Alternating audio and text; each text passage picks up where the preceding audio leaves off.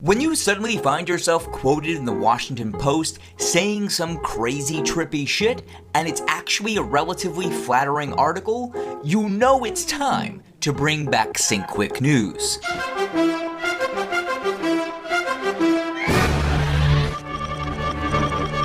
It's been exactly 1 year since the very first Sync Quick News, and what an anniversary present we got.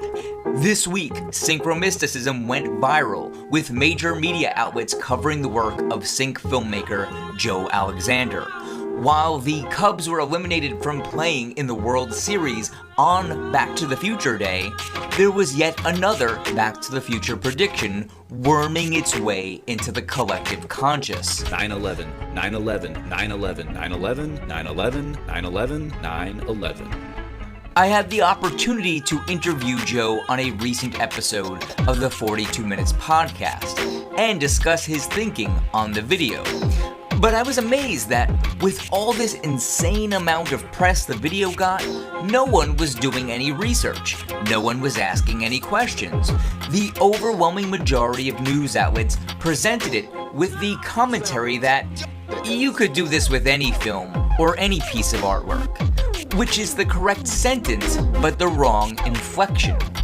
My response would be, exactly. That's what makes Sync so interesting, revealing, and a hell of a lot of fun.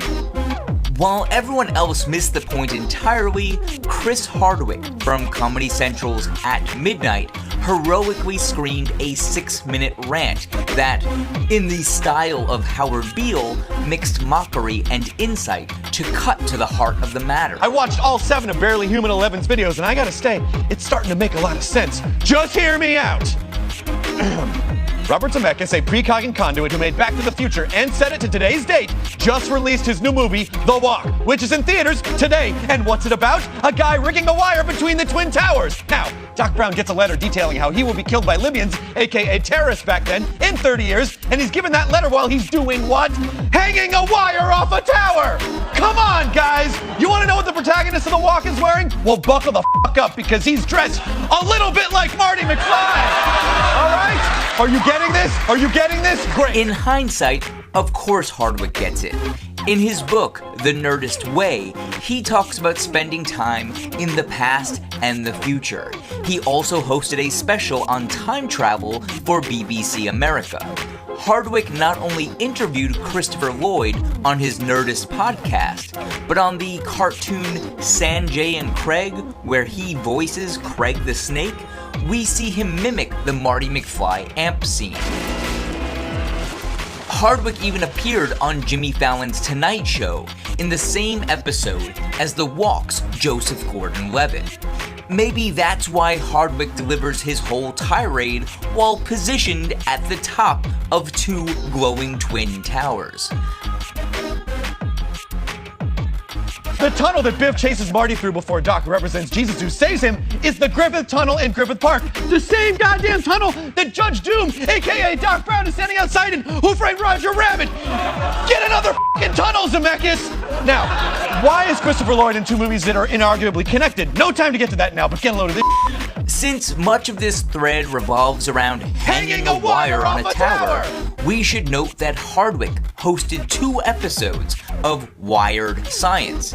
And at another moment in his book, excerpted here on Wired magazine, Hardwick admits that at a low point in his career, he had been frightening girls away by deconstructing the character of Tron as a Christ figure.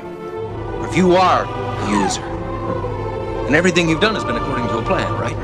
Christopher Lloyd is Jesus because he rises from the dead in the Lone Pine Mall parking lot because trees are from Christmas, and that's Jesus' birthday, sort of. But he is also Zeus because he destroys a clock with a lightning bolt, and obviously the clock represents Kronos, the god of time. Okay, so he's assisted by his brothers Hades and Poseidon. Poseidon rules under the sea, meaning he might be at, I don't know, the enchantment under the goddamn sea dance? Huh? Are you guys getting all this? Obviously, Hardwick gets us well enough to lampoon us so skillfully. He's clearly a smart man, and the Wired brand that he's worked with time and again had proclaimed media theorist Marshall McLuhan as the patron saint of their endeavor, even putting a quote of his on the masthead of Wired magazine for the first 10 years of its publication. Oh, just as a side note, Did you see SyncBook Radio just did an interview with Marshall's son and co-author, Dr. Eric McLuhan, on Wally Sherrold's new Fine Just Fine podcast? It's amazing. Go check it out.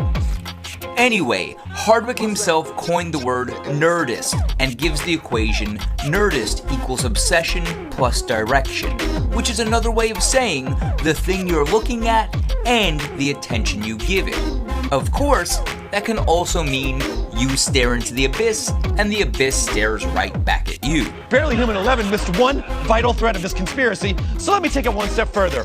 Look what else Back to the Future 2 predicted. Donald f***ing Trump! Huh?